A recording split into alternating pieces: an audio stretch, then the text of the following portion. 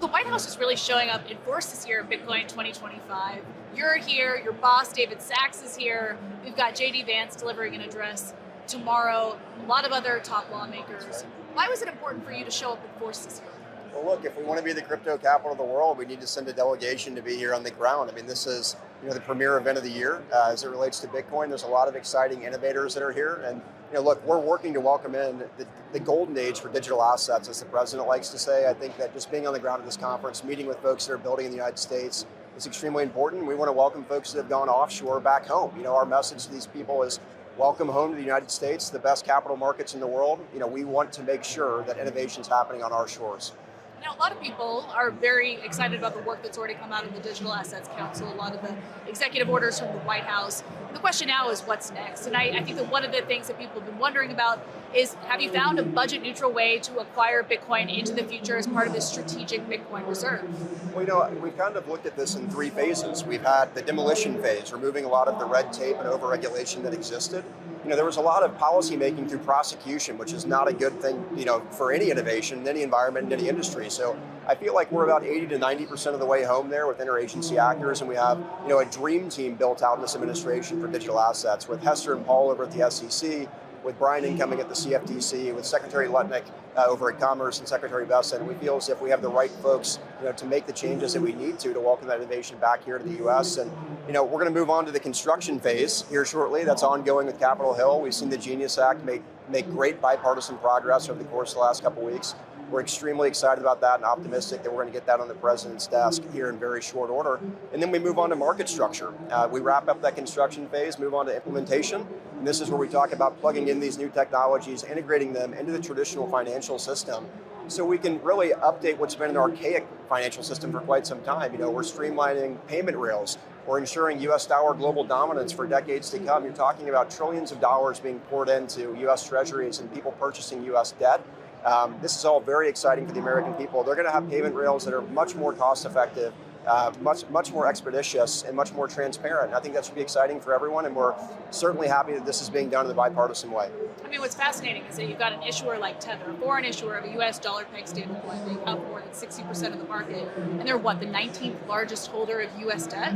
Well, and they were the fourth largest purchaser of U.S. treasuries in the last year, which is quite remarkable. But look, we're creating fair market competition here in the United States. I think there's going to be a lot of competitors in this space. We've already seen a lot of the traditional financial institutions come out and say that they're going to create their own stable coins. So I think it's a very exciting time for the space. And again, we're revolutionizing the financial system. If you look at how things have evolved in other areas, even the ways in which we communicate with technology, a lot's changed in the last 2 decades. The ways in which we move money really hasn't. And I think that's something that we're very focused on changing and really just revolutionizing this space as a whole. I think it'll be great for the U.S. capital markets, great for our economy, and certainly great for this industry. David Sachs talked to us last week, and he was very bullish on strong bipartisan support for the Genius Act. We saw that hit a roadblock when Senate Democrats came together behind an amendment that would require sitting presidents and other top officials. It would bar them from being able to benefit and profit directly or indirectly from a stablecoin related venture. It seems to be a straight shot at USD1, which is a stablecoin issued by World Liberty Financial, which has direct financial ties to the Trump family. What do you say to critics that are concerned about a potential conflict of interest where the White House or the Trump family more broadly is profiting from some of this advantageous legislation? Well, I'll say very bluntly that the President of the United States can't be bought. He's working on behalf of the American people every single day, working to deliver on his promises that he's made to this industry. And look, this is a revolutionized financial industry, that's a revolutionized financial system that's occurring with a lot of the technology coming from this space. And if you're a good business person, you're going to be engaged there. But the president has his assets and his interest in a trust. It's managed by his sons who are not government employees. I think they're well within their right to engage in U.S. capital markets like every other American citizen. Are you confident that you can get Senate Democrats back on board and see this Genius Act passed into law? Well, we just did. I think we had, some odd 15 Democrats, vote for the motion to proceed. I think that was a great effort there, and we'll work through the last phase of this process on the legislative side. Senator Haggerty has done an absolutely phenomenal job, as well as Senator Gillibrand and her staff. And this truly has been a bipartisan effort. We've all worked extremely hard to get this bill to the right place. And at the end of the day, we're working together to make sure we have a piece of legislation that benefits the American people. That's our sole focus. I know our Democratic colleagues want the same thing, and we're gonna make sure we get this bill through and on the president's desk.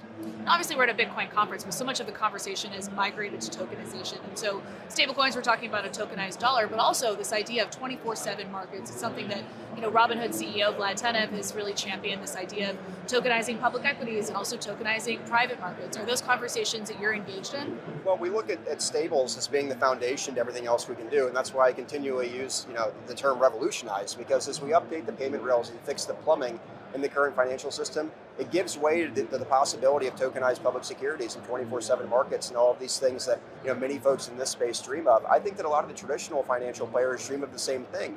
I think it benefits everybody. If folks want to go in and out of our marketplace, they're going to have to use US dollar-backed stables. That's great for the United States of America. It's great for innovators that are here, and we welcome that innovation. We hope to see it through.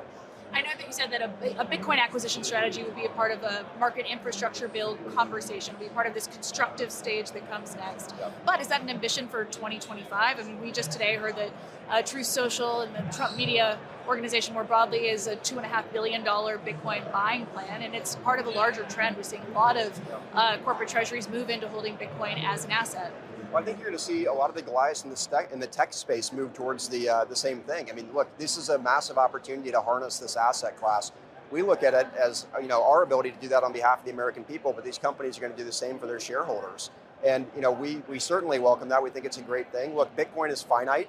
It's a commodity, not a security. As David Sachs likes to say, our AI and crypto czar, a brilliant person, by the way. It has the immaculate conception, meaning that there's not one centralized control piece or one issue. Or this is something that we absolutely need to capitalize on for the American folks, and that includes an accumulation strategy.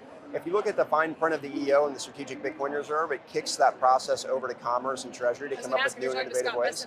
And as the president likes to say, we have a lot of high IQ people in the cabinet, especially in the Digital Assets Working Group, which was established in the first executive order on digital assets in this term. We'll flesh these ideas out. We'll move on those so we can implement most expeditiously, and we'll go from there.